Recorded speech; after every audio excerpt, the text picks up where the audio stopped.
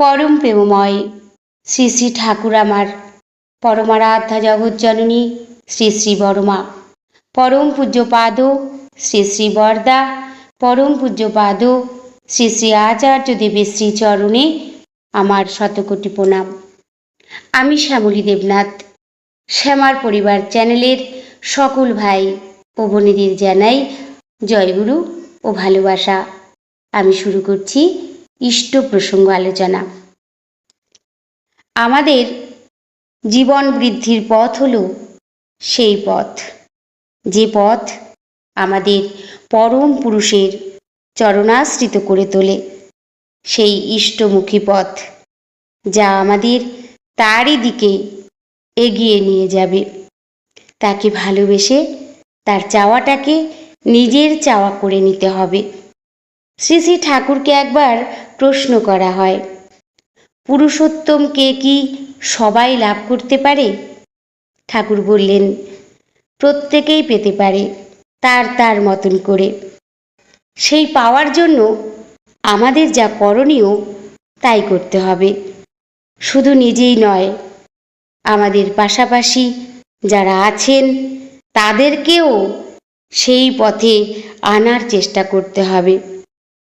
ঠাকুর বলতেন, চোখে সামান্য কুটো পড়লে সামনের কাউকে লাগে, সেখানে একটা গোটা জীবন আমরা পাড়ি দেব, অন্যে না হলে চলে না।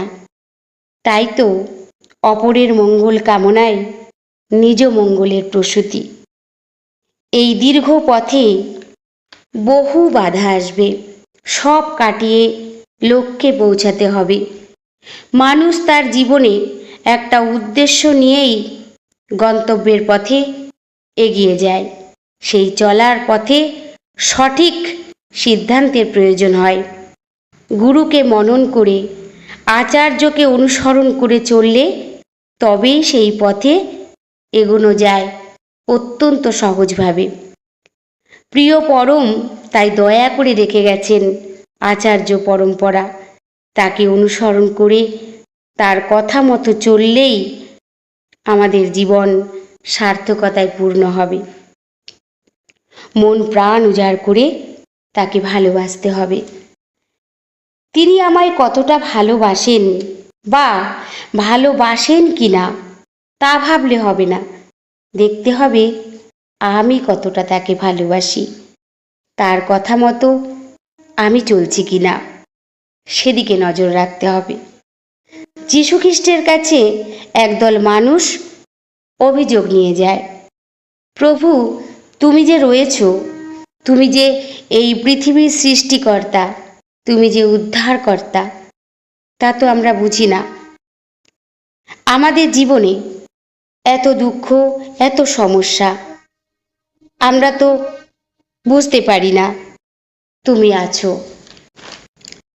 সাময়িক সুখ আসলে দুঃখ আবার ফিরে আসে। তাহলে তুমি কোথায় প্রভু? এত প্রশ্নের উত্তরে তিনি বলেন, তোরা একবার পিছনে ফিরে দেখ, তোরা যে পথ দিয়ে হেঁটে এসেছিস সেই পথেই তোদের পায়ের ছাপের সাথে একজোড়া পায়ের ছাপ আছে। তারা পিছনে ফিরে দেখে, সত্যিই তাই। তিনি বলেন, আমি সদা সর্বদা তোদের সাথেই আছি। ঠাকুর ছাড়া জীবন জীবনই নয়। জীবন মানেই কি শুধু বেঁচে থাকা? তা নয়। জীবন মানে অনুভব। এই অনুভব আছে বলেই বেঁচে থাকার আনন্দ আছে। তাই পরিপূর্ণ হতে গেলে পরম পূর্ণকে ধরতে হবে। এছাড়া অন্য পথ নাই আমাদের। একমাত্র প্রেম, ভালোবাসা, ভক্তি, বিশ্বাস। সকল সময় ভাবতে হবে তিনিই আমার অন্ধকারের আলো। সবাই ভালো থাকবেন, সুস্থ থাকবেন। পরম দয়ালের শ্রী রাতুল রাঙা চরণে আমি সকলের জন্য মঙ্গল প্রার্থনা করি। আবারও বলছি, আমার ইষ্ট প্রসঙ্গ আলোচনা ভালো লাগলে অবশ্যই লাইক কমেন্ট শেয়ার করবেন, কারণ কমেন্ট করলে আমার ভীষণ ভালো লাগে। আমি বুঝতে পারি যে আমার এই শ্যামার পরিবার চ্যানেলের সাথে অনেক গুরু ভাই বোন আছে যাদেরকে আমি দেখতে পাচ্ছি না, অথচ আমি অনুভব করতে পারি, কারণ তারা কমেন্ট করেন, আমি তাদের সেই কমেন্টের উত্তর দিই। ভীষণভাবে ভালো লাগে, ভীষণভাবে ভালো লাগে। ইষ্ট প্রসঙ্গ আলোচনা বলতে ভালো লাগে, শুনতেও ভালো লাগে।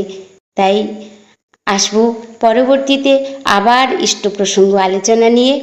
পরম প্রেমময়ের শ্রী শ্রী রাতুল রাঙা চরণে আবারও আমি সকলের জন্য মঙ্গল প্রার্থনা করছি। জয় গুরু, বন্দে পুরুষোত্তম।